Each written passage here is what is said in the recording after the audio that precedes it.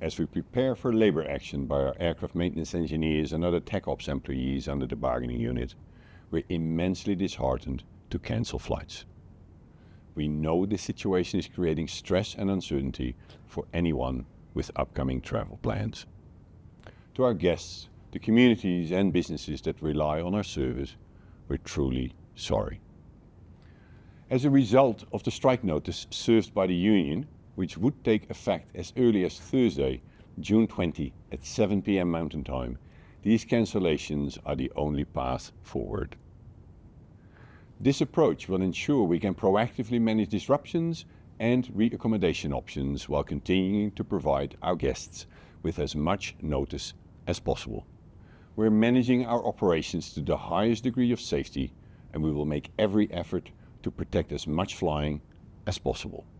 While difficult, these steps are necessary to ensure we can park aircraft in a safe and organized manner. Over the last 2 years, WestJet has demonstrated its commitment to the collective bargaining process, and we have successfully ratified 5 collective agreements. Since we began bargaining in good faith 9 months ago, we recently reached a tentative agreement that would have made our aircraft maintenance engineers the highest paid in the country, with a take-home pay increase of 30 to 40% in the first year of the proposed agreement. Unfortunately, this agreement was nearly unanimously rejected by members, demonstrating that this bargaining process has broken down.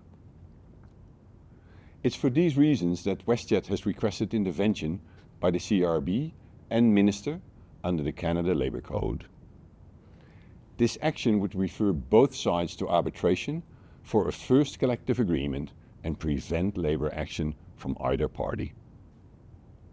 On behalf of myself and the entire executive leadership team, we know our guests and our employees are relying on us. It is through this process that we hope to reach a fair and impartial resolution that will avoid any further disruption to your important travel plans. Thank you for your continued understanding and patience.